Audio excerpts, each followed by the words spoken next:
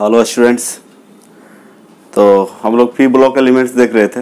उसमें पिछले क्लास में देखे थे difference between white phosphorus and red phosphorus.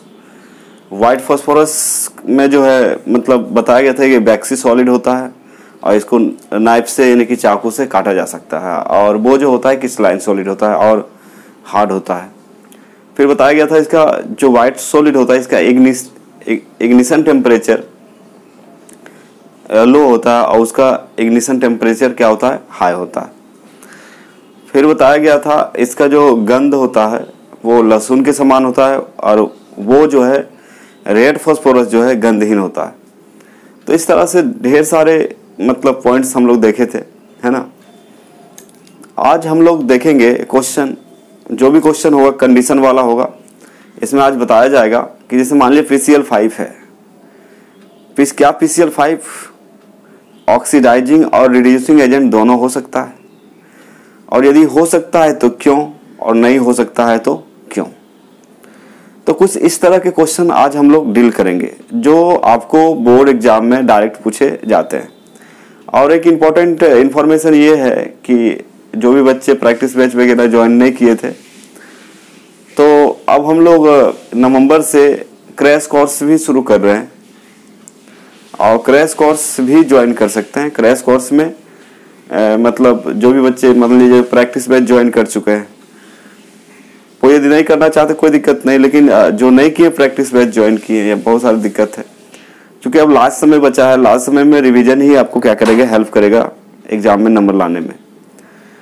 तो ज्वाइन कर सकते हैं प्रैक्टिस बैच, या फिर आपका नवंबर में आपका शुरू हो जाएगा क्रैश कोर्स। तो जो बच्चे अभी वंचित रह गए वो लोग ज्वाइन कीजिए, इससे फायदा होने वाला है आपको एग्जाम में, क्योंकि लास्ट में जो मेहनत होगी आपको वो बहुत ही हेल्पफुल होगा एग्जाम बोर्ड के लिए, बोर्ड एग्जाम के लिए। तो अभी हम लोग शुरू करेंगे, कुछ क्वेश्चंस हैं जिसको डील करेंगे। और पी ब्लॉक जो है 3 या 4 लेक्चर में और चलेगा, उसके बाद ये पी ब्लॉक खत्म होगा। और पी ब्लॉक के बाद फिर हम लोग शुरू करेंगे आपका डी एंड एफ ब्लॉक, जो कि एक छोटा चैप्टर है। और D and F block maximum 5 या 6 लेक्चर चलेगा। डी एंड एफ ब्लॉक कितने लेक्चर होंगे, 5 या 6 लेक्चर होगा, क्योंकि बहुत ही छोटा चैप्टर है। तो देखिए जो चैप्टर जैसा है वैसा आपका लेक्चर चलेगा। बड़ा है तो टाइम लगता है और छोटा चैप्टर है तो जल्दी खत्म हो जाता है। उसके बाद फिर लास्ट है कोऑर्डिनेशन कंपाउंड। उसके बाद फर्स्ट बुक जो है पूरा खत्म हो जाएगा। और सेकेंड बुक में 7 चैप्टर हैं। सेकेंड बुक में जो है आपका 7 चैप्टर है कि जो कि बहुत ही छोटे छोटे हैं। कोई 4 लेक्चर का होगा, कोई 5 लेक्चर का होगा, कोई 3 लेक्चर का होगा, कोई 2 लेक्चर का भी हो सकता है। तो बहुत ही छोटे छोटे चैप्टर बचे हुए हैं सेकेंड बुक में। तो आप लोग टेंशन ना लें, दिसंबर 15 तक ये पूरा क्या हो जाएगा, खत्म हो जाएगा। और आपका क्रैश कोर्स जो है नवंबर में आपका शुरू हो जाएगा। 1 या 2 तारीख से क्रैश कोर्स आपका शुरू हो जाएगा। और जो बच्चे ज्वाइन करना चाहते हैं वो लोग क्या करेंगे, क्रैश कोर्स में जो अभी ज्वाइन करना चाहते हैं शुरू हो चुका है उसका ज्वाइनिंग, उसका एडमिशन शुरू हो चुका है। क्रैश कोर्स का एडमिशन शुरू हो चुका है। जो बच्चे ज्वाइन करना चाहते हैं क्रैश कोर्स, यदि बेहतर नंबर लाना है बोर्ड में, तो अभी आपको ज़्यादा ये देखने की जरूरत नहीं है। अभी आपको फोकस करना है, बोर्ड पे फोकस करना है। दूसरी बात है कि नंबर लाना भी आपको जरूरी है। और केमिस्ट्री का ऐसा सब्जेक्ट है कि अब मान लीजिए जब तक प्रैक्टिस नहीं करेंगे तब तक कोई उपाय नहीं है। बहुत लेंथी सब्जेक्ट है। तो कहने का मतलब उसमें अच्छा नंबर लाना है तो प्रैक्टिस बार बार बहुत ही जरूरी होता है। तो क्रैश कोर्स भी आपका शुरू हो रहा है, नवंबर में हो जाएगा।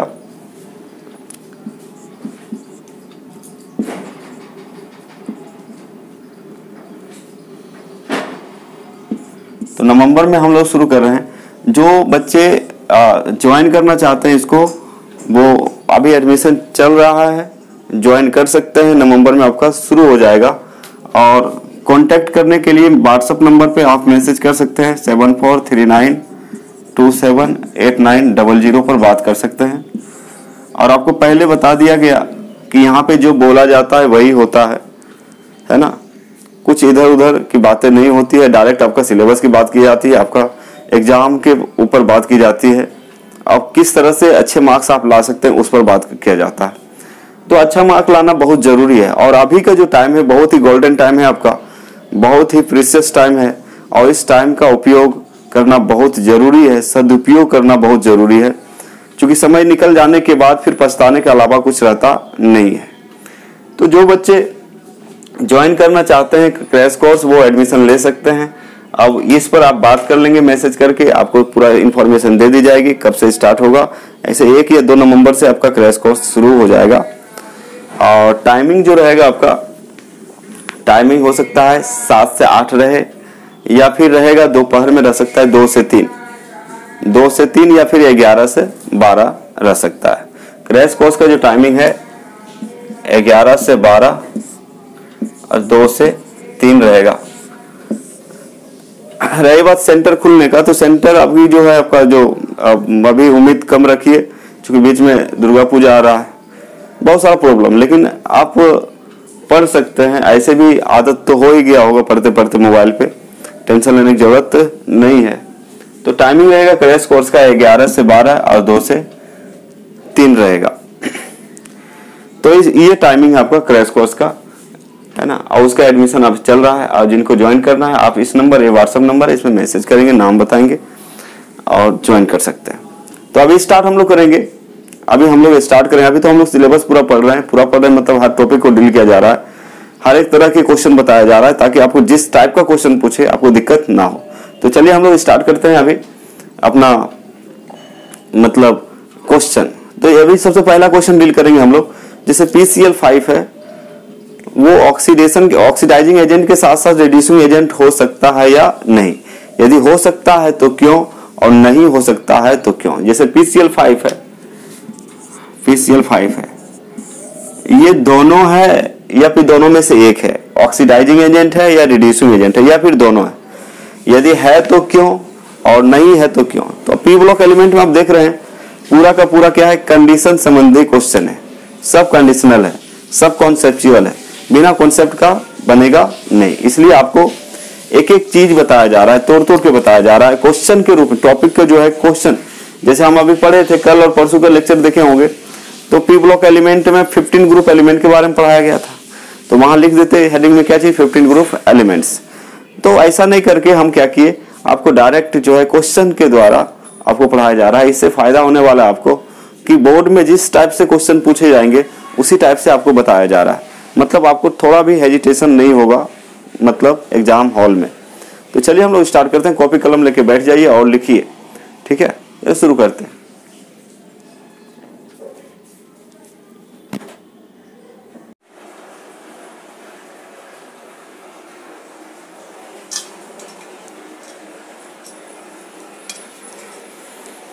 देखिए बहुत ही इंपॉर्टेंट क्वेश्चन है और समझने लायक क्वेश्चन है।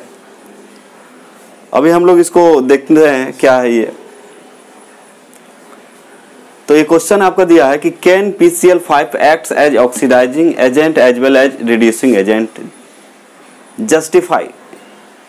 जस्टिफाई का मतलब तर्क दीजिए, बताइए, है ना, समझाइए। तो आपको समझाने बोल रहा है कि क्या PCl5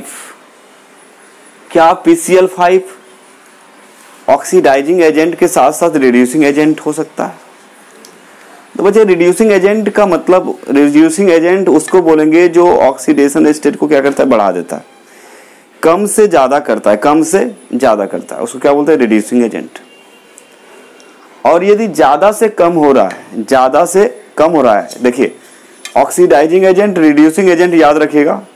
रिड्यूसिंग एजेंट उसको बोलेंगे जो ऑक्सीडेशन स्टेट को बढ़ा नहीं पाएगा, बढ़ाएगा नहीं, है ना। जैसे मान लिया PCl5 में फास्फोरस का ऑक्सीडेशन स्टेट होता है, ऑक्सीकरण अवस्था होता है +5। यदि 6 कर देता, 7 कर देता, 8 हो जाता किसी रिएक्शन में, तो हम क्या बोलते हैं इसको कि ये रिड्यूसिंग एजेंट है। तो ऑक्सीडेशन स्टेट यदि बढ़ रहा है, रिड्यूसिंग एजेंट।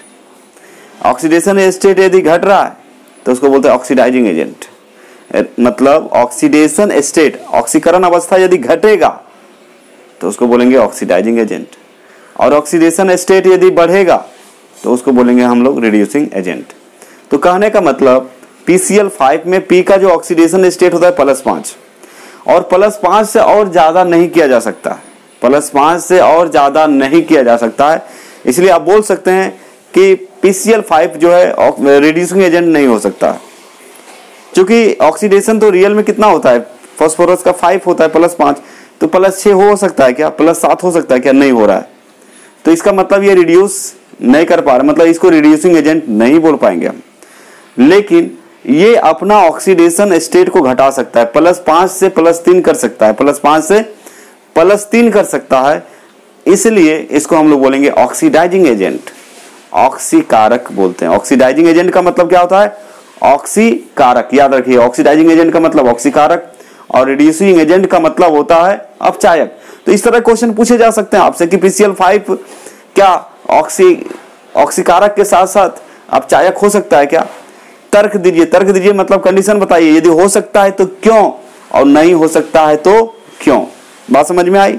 तो याद रखिएगा कि PCl5 में इसका आंसर क्या याद रखेंगे कि PCl5 में फास्फोरस का यानी कि P का अधिकतम ऑक्सीकरण अवस्था +5 होता है, अधिकतम ऑक्सीकरण अवस्था +5 होता है, और ये +5 से और अधिक नहीं बढ़ाया जा सकता। इसका ऑक्सीकरण अवस्था को +5 से और अधिक नहीं बढ़ाया जा सकता है, इसलिए PCl5 रिड्यूसिंग एजेंट नहीं होगा, अपचायक नहीं है हो सकता है, इसलिए PCl5 अपचायक नहीं हो सकता है।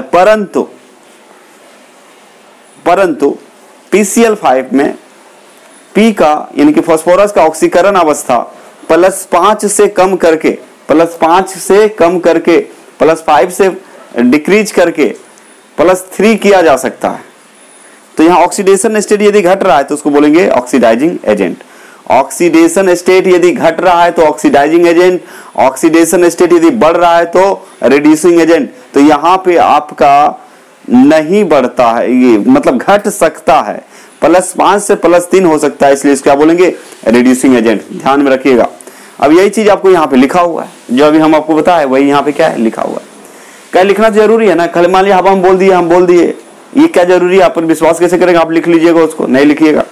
इसलिए आपको लिख के बताना पड़ता है, आंसर के साथ बताना पड़ता है। पहले तो आपको ऐसे बताते हैं, उसके बाद फिर लिख भी देते हैं, ताकि आपके कॉपी में रहेगा तो कभी उलट के पढ़िएगा तो आपको ध्यान आ जाएगा।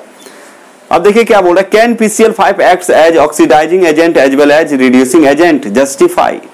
क्या PCl5 एक ऑक्सीकारक एवं अपचायक दोनों कार्य कर सकता है, तर्क दीजिए मतलब कंडीशन बताइए, यदि हाँ तो क्यों, नहीं तो क्यों। अब जो बात हम बताए अभी वही यहाँ पे लिखा हुआ है। इन PCl5 the oxidation number of P for phosphorus, परमाणु संख्या 15, एटॉमिक नंबर कितना होता है 15। इन PCl5 the oxidation number of P is +5, that is, I का मतलब क्या होता है, that is maximum, that is maximum मतलब इससे ज्यादा और नहीं हो सकता है। And which cannot be increase further, और जिसको और अधिक नहीं बढ़ाया जा सकता है, +5 से ज्यादा नहीं बढ़ा सकते हैं और इसका मैक्सिमम +5 ही होता है। So PCl5 cannot be as reducing agent, इसलिए PCl5 अपचायक के रूप में कार्य नहीं कर सकता है, अपचायक के समान व्यवहार नहीं कर सकता है। So PCl5 cannot be as reducing agent, but it can decrease its oxidation state, या oxidation number from +5 to +3, so it can behave as an oxidizing agent। so इसलिए यह ऑक्सीकारक के रूप में कार्य कर सकता है, ऑक्सीकारक के समान व्यवहार कर सकता है, वही लिखा हुआ। परंतु यह अपना ऑक्सीकरण अवस्था +5 से घटाकर +3 कर सकता है, परंतु यह अपना ऑक्सीकरण अवस्था +5 से घटाकर +3 कर सकता है। तो टोटल हिंदी देख लीजिए क्या बोल रहा है। PCl5 में आप लोग लिखते भी जाएंगे, PCl5 में P का अधिकतम ऑक्सीकरण संख्या +5 है। PCl5 में फास्फोरस का यानी कि P का अधिकतम ऑक्सीकरण संख्या +5 है, जिसे और अधिक नहीं बढ़ाया जा सकता है। It cannot be increase further, और इससे अधिक बढ़ाया नहीं जा सकता है, इसलिए PCl5 अपचायक के रूप में कार्य नहीं करता है, इसलिए PCl5 अपचायक के रूप में कार्य नहीं कर सकता। नेक्स्ट परंतु यह अपना ऑक्सीकरण अवस्था या ऑक्सीकरण संख्या +5 से घटाकर कितना कर सकता है, +3 कर सकता है। इसलिए यह ऑक्सीकारक के समान कार्य कर सकता है। फॉर एग्जाम्पल 2Ag + PCl5 है, तो देखिए जी PCl5 का यदि ऑक्सीडेशन स्टेट देखें तो +5 आएगा, क्योंकि आपको बता चुके हैं जैसे PCl5 है ना, यहाँ पे P का ऑक्सीडेशन निकालना है, तो इसका X मान लें और Cl का कितना होता है -1, तो X + -1 गुना 5 बराबर 0 होता है, तो X - 5 बराबर 0, यानी कि आप बोल सकते हैं X = +5। तो PCl5 में P का ऑक्सीकरण कितना है, +5 है। इसका रिएक्शन किसके साथ हुआ, Ag के साथ, सिल्वर के साथ, लेकिन यहाँ पे तो +5 दिख रहा है P का, लेकिन इधर जो प्रोडक्ट मिला इधर कितना है, +3, क्योंकि PCl3 है ना, तो Cl का -1 गुना 3 करेंगे तो कितना आएगा, 3। तो यहाँ पे +5 दिख रहा है, यहाँ पे कितना हो गया, +3, मतलब ज्यादा से कम हो सकता है। अब ज्यादा से कम हो रहा है तो इसको क्या बोलेंगे, इसको बोलेंगे ऑक्सीडाइजिंग एजेंट। क्या बोलेंगे, ऑक्सीडाइजिंग एजेंट। हाँ, 5 से 6 यदि होता तो क्या बोलते, रिड्यूसिंग एजेंट, लेकिन ऐसा तो संभव नहीं है। तो एक उदाहरण से भी आपको बता दिया गया है। ये दूसरा क्वेश्चन है, एक छोटा सा क्वेश्चन, बहुत ही इंटरेस्टिंग है, बहुत ही आसान होता है, बस आप थोड़ा सा ध्यान देंगे। बोल रहा है बीच एरोसोल्स डिप्लीट ओजोन। डिप्लीट का मतलब होता है क्षय करना, नष्ट कर देना, क्षय करना, नष्ट कर देना। तो आपको पता है ओजोन मंडल के बारे में, फॉर्मूला क्या होता है, O3 बोलते हैं इसको। मॉलिक्यूलर फॉर्मूला क्या है ओजोन का, O3 है। और आपको पता है कि ओजोन मंडल क्षय हो रहा है, क्षय हो रहा है, किसके कारण क्षय हो रहा है। आप साइंस के स्टूडेंट हो तो आपको पता होना चाहिए। तो देखिए ओजोन का जो लेयर है वो यदि नष्ट हो रहा है, इसका कारण है यहाँ से पृथ्वी से जो गैसेस जा रहे हैं ऊपर अंतरिक्ष में, वो उसके साथ यदि रिएक्ट करेगा तभी क्षय होगा। जैसे मान लीजिए लोहा है, लोहा में यदि पानी और ऑक्सीजन के साथ रिएक्शन नहीं होगा, वेपर और ऑक्सीजन के साथ, यानी कि मॉइस्चर और ऑक्सीजन के साथ रिएक्शन नहीं करेगा, तो उसका रंग बदलेगा क्या, उसका क्षय होगा क्या। क्योंकि जंग भी लगता है तो उसका क्या हो रहा है, डिप्लीशन हो रहा है, मतलब क्षय हो रहा है एक तरह से, है ना, नष्ट हो रहा है। तो कहने का मतलब रिएक्शन करेगा तभी क्षय हो सकता है। तो इसलिए यहाँ से जो भी गैसेज जाते हैं उसके साथ यदि रिएक्शन करेगा, ओजोन के साथ क्या करेगा, रिएक्शन करेगा, तभी वो कमजोर पड़ेगा, उसका क्षय होगा। तो कौन कौन किससे किससे रिएक्शन कर सकता है आपका ओजोन। तो यहाँ पे क्या लिखा हुआ है, क्लोरोफ्लोरोकार्बन, जिसको CFC बोलते हैं। ये तो बचपन से पढ़ते आ रहे हैं कि ओजोन, आंसर में याद रखिएगा कौन सा एरोसोल, यहाँ पे जैसे गैसेस है, इस गैसेस को क्या बोला गया, एरोसोल बोला गया।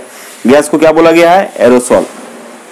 तो कौन सा एरोसोल ओजोन का क्षय करता है, पहला है क्लोरोफॉर्म। पहला क्या है बच्चे, क्लोरोफॉर्म। इसको फ्रेऑन बोलते हैं, इसको क्या बोलते हैं, फ्रीऑन्स भी बोल सकते हैं। फिर दिया है दूसरा oxides of nitrogen and sulphur. Oxides of nitrogen जैसे NO2 हो गया, NO3 हो गया, और सल्फर ऑक्साइड SO2 हो गया। क्या हो गया, SO2, सल्फर डाइऑक्साइड है। तो कहने का मतलब NO2 हो, SO2 हो, या फिर क्लोरोफ्लोरोकार्बन हो, CFC, क्लोरोफ्लोरोकार्बन, दोनों ही क्या करता है, दोनों ही क्या करता है, ओजोन का क्षय करता है। क्यों करता है, क्योंकि उसके साथ रिएक्शन कर लेता है। क्या कर लेता है, रिएक्शन कर लेता है।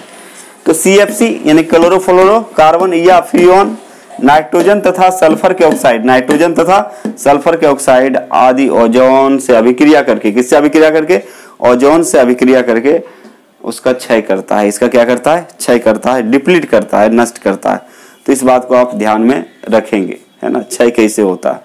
तो याद रखिएगा CFC के कारण, क्लोरोफ्लोरोकार्बन, या इसी को बोलते हैं फ्रीऑन, या फिर oxide of nitrogen and sulphur. Nitrogen और सल्फर के ऑक्साइड से ओजोन का डिप्लीशन होता है। क्यों होता है डिप्लीशन, क्योंकि ये क्या करता है, उसके साथ रिएक्शन कर लेता है। रिएक्शन करेगा, कुछ नया चीज बनेगा। तो रिएक्शन कब होगा, जब टूटेगा तब ना फिर जुटेगा। तो टूटना या जुटना ही क्या है, आपका केमिकल रिएक्शन एक तरह का। तो इस तरह से ये क्वेश्चन देखे, तो 2 क्वेश्चन देखे, और कुछ क्वेश्चन देखते हैं, है ना, 1-2 क्वेश्चन और हम लोग सॉल्व करते हैं। समझ में आ गया सबको, समझ में आता है तो आप लोग कमेंट करें। क्या करें, कमेंट करें, तुरंत करें हाँ आ रहा है समझ में। तो बहुत ही इंपॉर्टेंट क्वेश्चन 2 बताया आपको। नेक्स्ट हम देखते हैं। चलिए इसको क्या करें, इसका स्क्रीनशॉट लीजिए फटाफट, इसका स्क्रीनशॉट ले लें।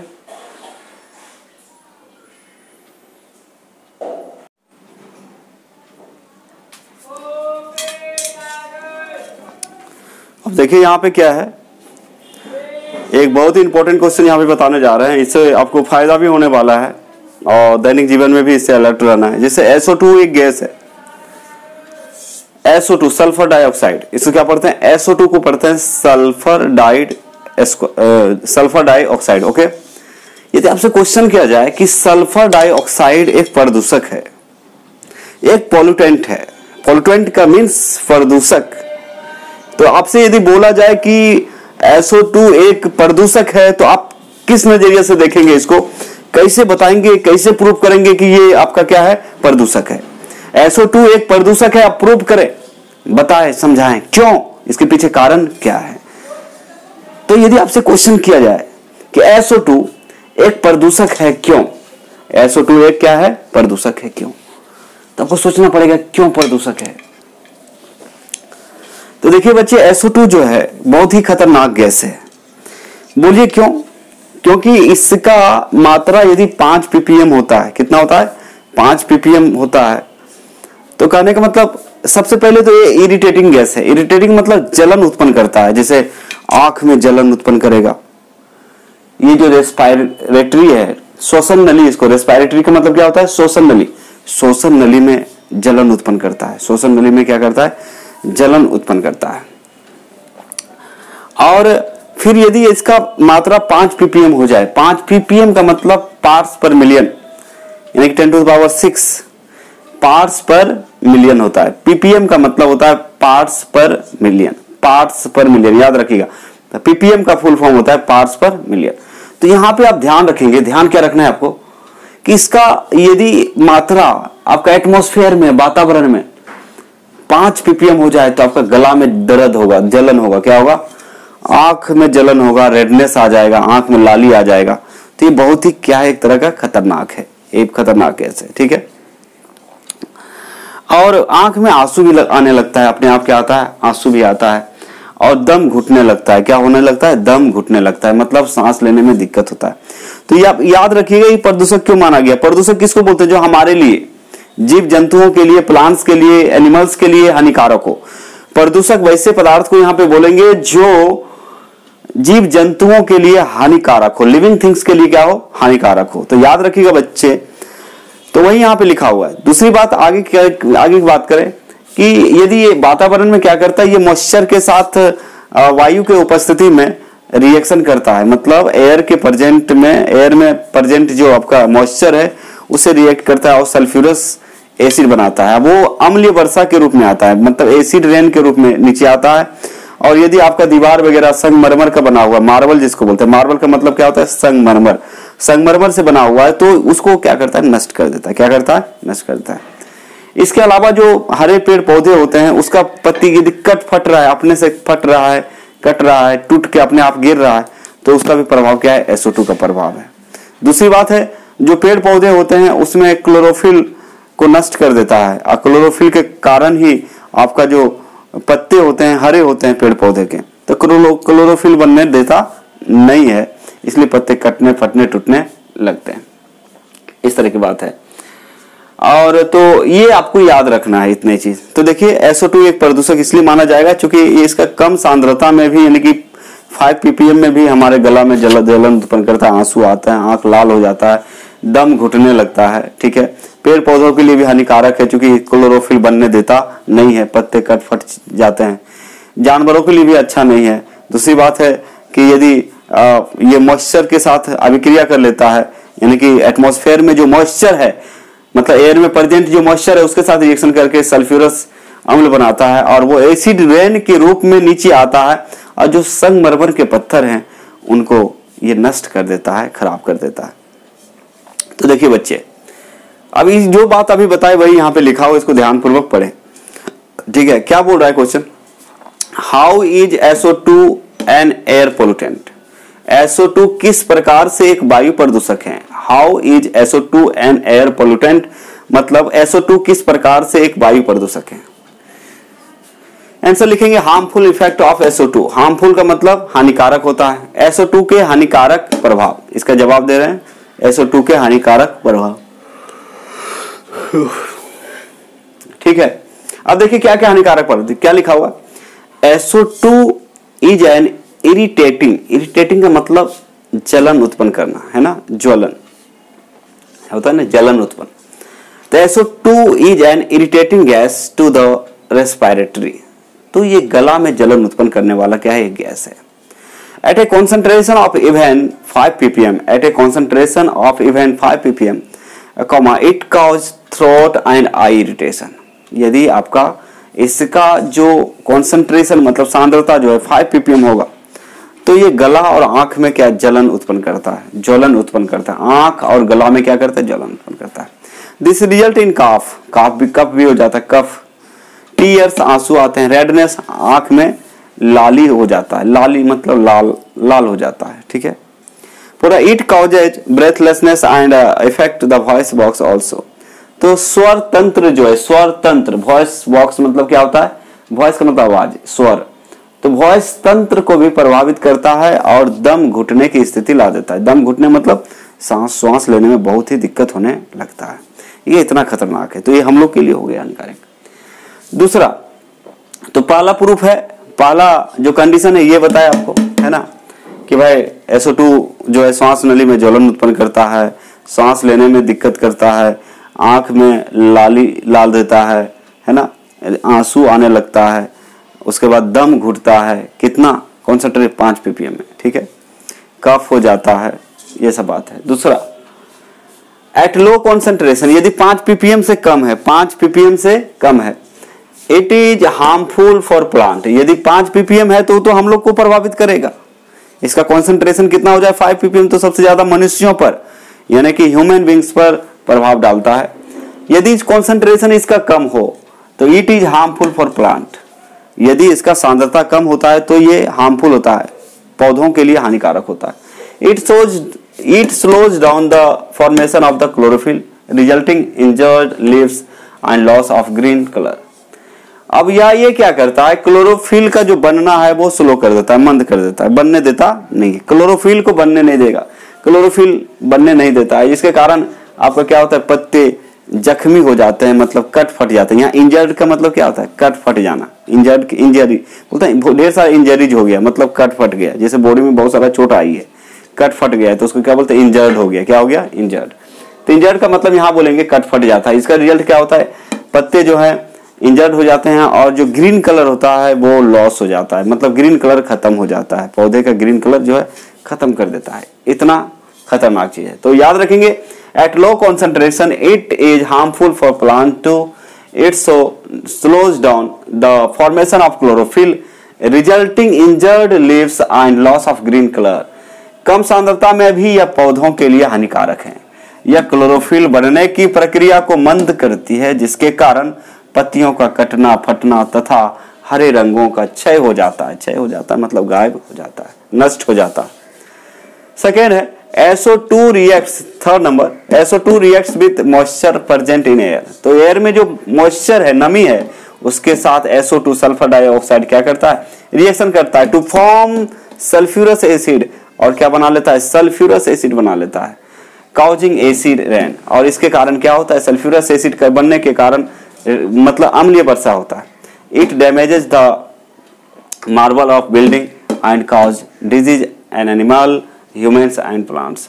और ये जब एसिड रेन होता है तो ये क्या करता है, सबसे पहले जो मार्बल है, मार्बल से जो घर बना हुआ है तो उसको डैमेज कर देगा। दूसरी बात है, बीमारी ला देता है। एसिड रेन क्या लाता है, मनुष्यों में, पौधों में और जानवरों में क्या लाता है, बीमारी। मतलब लिविंग थिंग्स के लिए SO2 बहुत ही हानिकारक है।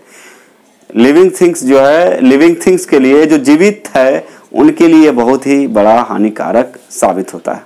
तो इस तरह से देखें हम लोग SO2 का हार्मफुल इफेक्ट बहुत पौधों को प्रभावित करता है, जानवरों को प्रभावित करता है, अम्लीय वर्षा करवाता है। तो इस तरह से देखें, इसलिए SO2 को क्या बोलेंगे, CO2 तो ठीक है, CO2 यानी कार्बन डाइऑक्साइड ठीक है, कोई दिक्कत नहीं, उतना जानलेवा नहीं है, लेकिन SO2 क्या है, बहुत ही खतरनाक गैस है और ये एक प्रदूषक है। क्या बोल सकते हैं, ये एक प्रदूषक है। हाँ, कार्बन मोनोऑक्साइड खतरनाक है, लेकिन SO2 भी क्या है, कम खतरनाक नहीं है। ये तो जितने भी जीव जंतु है सब पर प्रभाव डालता है। और जीव जंतु छोड़ो, निर्जीव पर भी प्रभाव डालता है। बोलिए कैसे, जैसे मार्बल तो पत्थर है, उसको भी छोड़ता नहीं है। तो इस तरह की बात है। तो हम लोग अभी देखें SO2 ये क्या है, एयर पोल्यूटेंट है। एक क्वेश्चन और हम लोग देखेंगे, है ना, इसको क्या करेंगे, ठीक से एकदम मतलब शुद्ध विचार से मन से कॉपी में लिख लेंगे। क्या करेंगे, कॉपी में लिख लेंगे।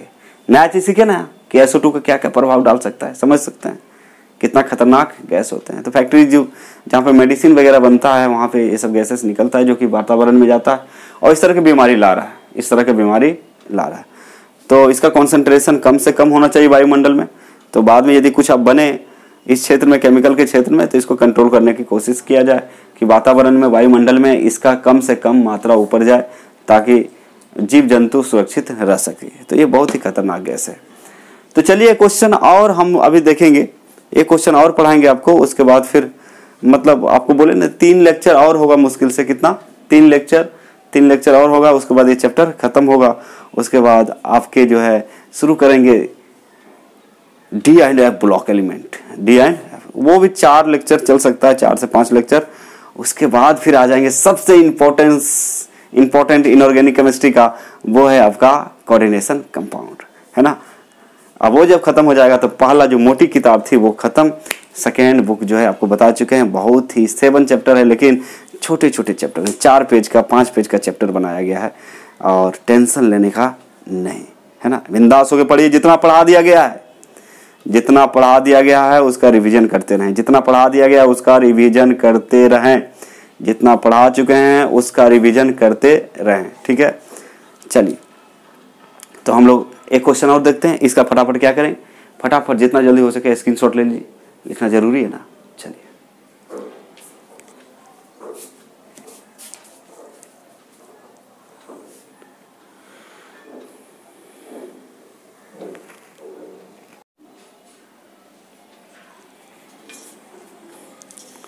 देखिए, बहुत ही एक आसान सा क्वेश्चन है, इसको हम लोग पढ़ लेते हैं पहले।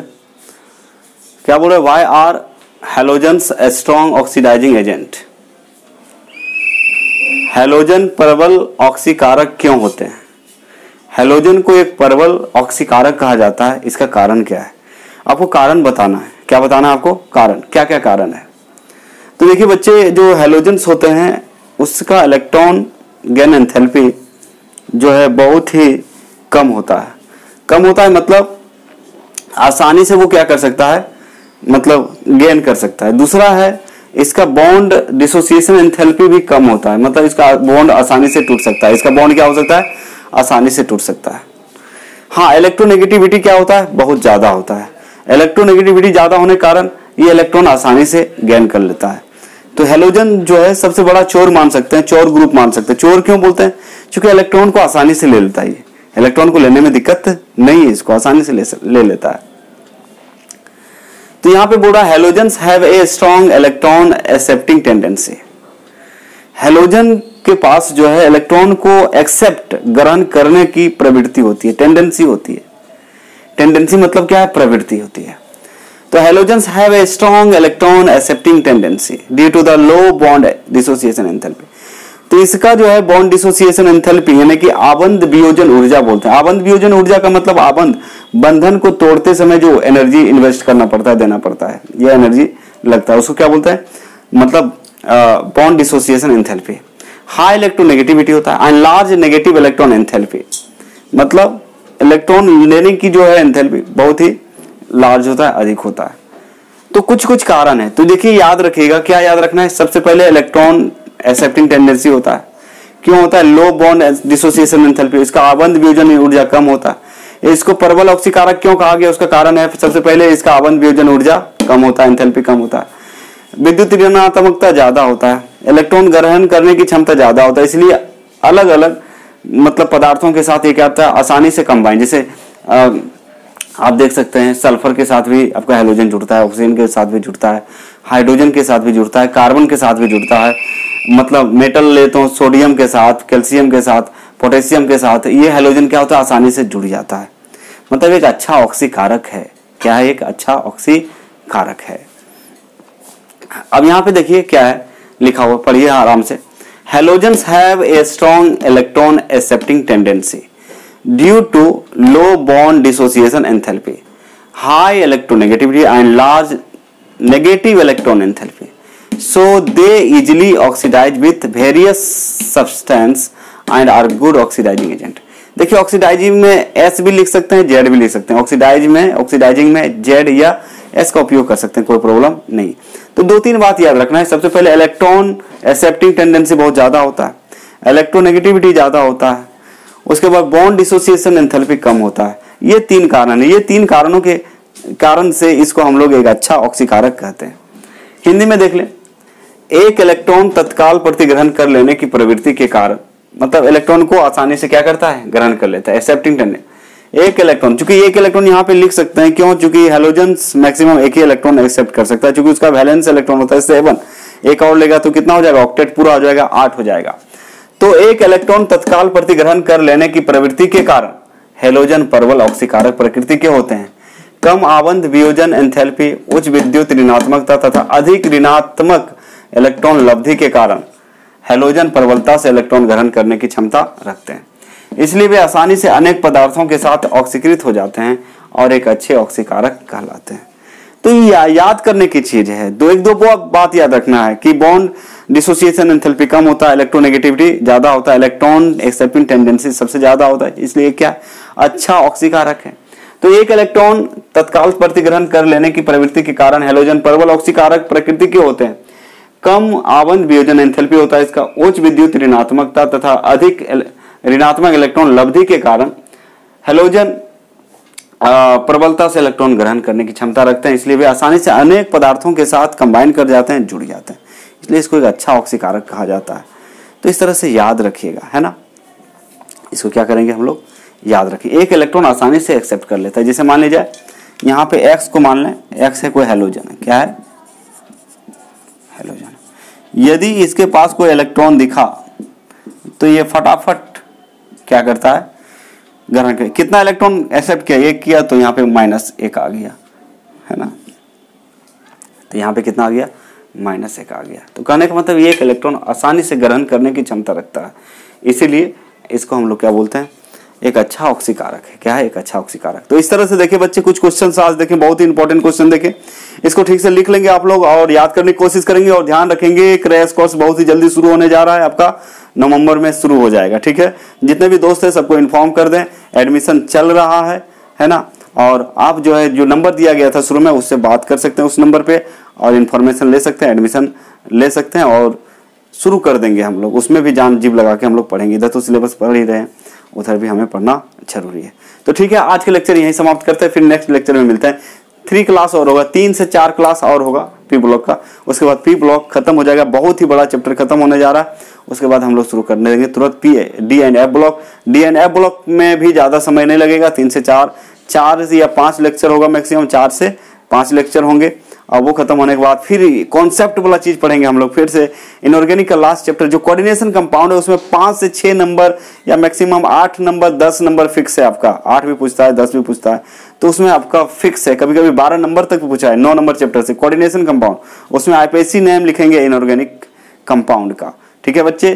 तो ठीक है, आज का लेक्चर यहीं समाप्त करते हैं, फिर मिलते हैं नेक्स्ट लेक्चर में। तब तक पढ़ते रहिए, मस्त रहिए, खुश रहिए और एग्जाम को फोकस करते हुए स्टडी करते रहिए, ठीक है बच्चे। Thank you very much.